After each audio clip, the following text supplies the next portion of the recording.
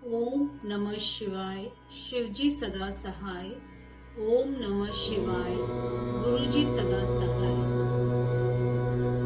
मोक्षदायक पुण्य क्षेत्रों का वर्णन। काल विशेष में विभिन्न नदियों के जल में स्नान के उत्तम फल का निर्देश तथा तीर्थों से पाप से बचे रहने की चेतावनी।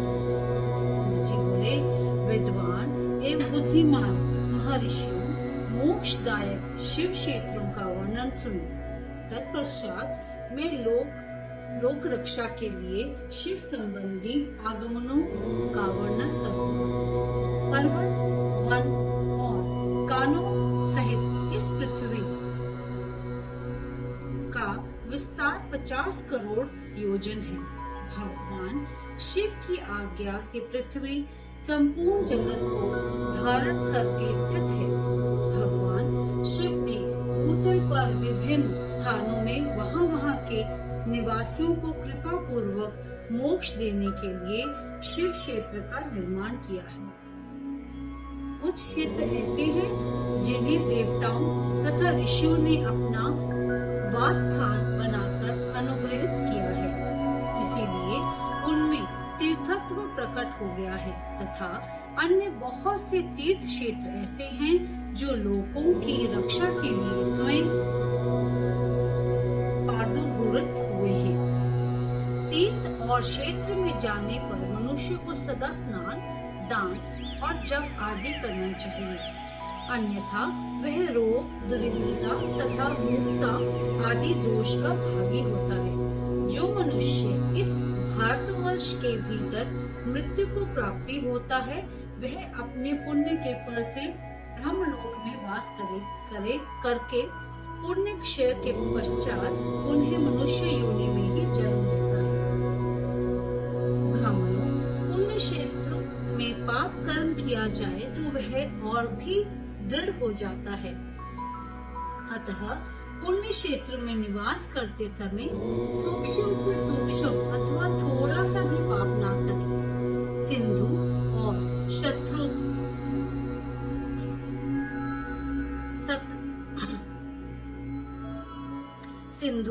और शत्रुदु सतजल नदी के तट पर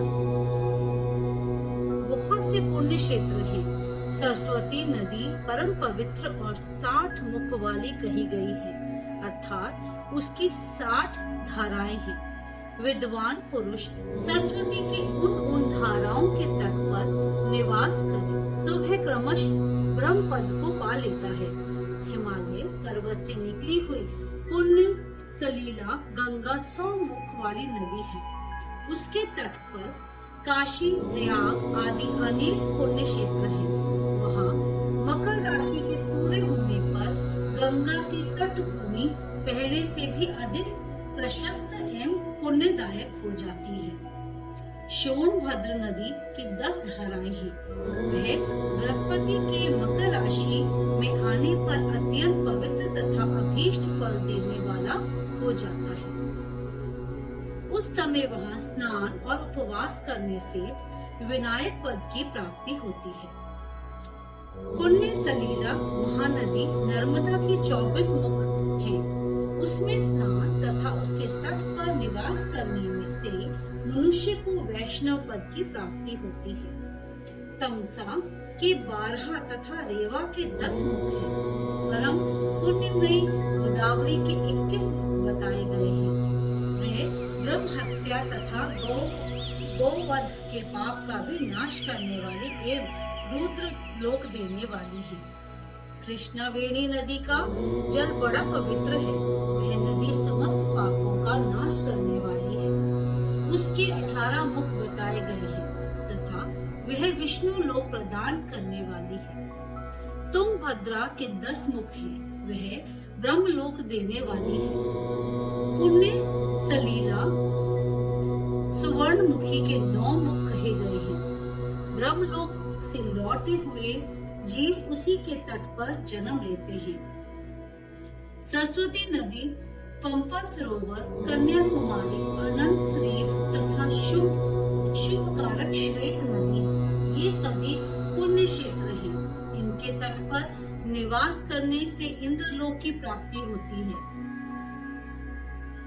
स्वहस पर्वत से निकली हुई महानदी कावेरी परम पुण्यमयी है। उसके 27 मुख बताए गए हैं। वह संपूर्ण अदृष्ट वस्तुओं को देने वाली है। उसके तट सर्वलोक की प्राप्ति कराने वाले तथा ब्रह्मा और विष्णु का पद देने वाले हैं। कावेरी के जो तट शैव क्षेत्र के अंतर्गत हैं, वे अभीष्ट फल देने के साथ ही शिवलोक प्रदान करने वाले भी हैं। नैमिषारण्य तथा बद्रिकाश्रम से सूर्य और बृहस्पति के मेष राशि में आने पर यदि स्नान करें तो उस समय वहाँ किए हुए स्नान पूजन आदि को ब्रह्मलोक की प्राप्ति कराने वाला जानना चाहिए। सिंह और कर्क राशि में सूर्य की संक्रांति होने पर सिंधु नदी में किया हुआ स्नान तथा केदार तीर्थ के जल का पान एवं स्नान ज्ञानदायक माना गया है। जब बृहस्पति सिंह राशि में स्थित हो उस समय सिंह की संक्रांति से युक्त भाद्रपद मास में यदि गोदावरी के जल से स्नान किया जाए तो वह शिवलोक की प्राप्ति कराने वाला होता है। ऐसा पूर्व काल में स्वयं भगवान शिव ने कहा था। जब सूर्य और बृहस्पति कन्या राशि में स्थित हो तब यमुना और सोनभद्र से स्नान करें। वह स्नान धर्मराज तथा गणेश जी के लोक में महान भोग प्रदान कराने वाला होता है।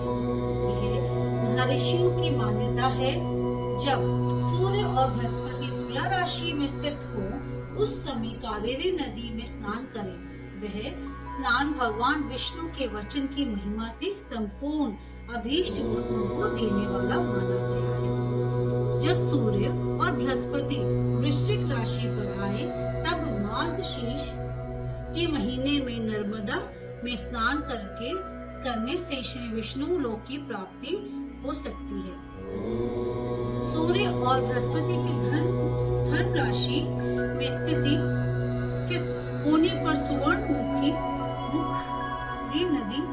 स्वर्णमुखरी नदी में किया हुआ स्नान शिव लोक प्रदान कराने वाला होता है। जैसे कि ब्रह्मा जी का वचन है, जब सूर्य और बृहस्पति मकर राशि में स्थित हो उस समय माघ मास में गंगा जी के जल में स्नान करना चाहिए। ब्रह्मा जी का कथन है कि वह स्नान शिवलोक की प्राप्ति कराने वाला होता है। शिवलोक के पश्चात ब्रह्मा और विष्णु के स्नान स्थानों में मुख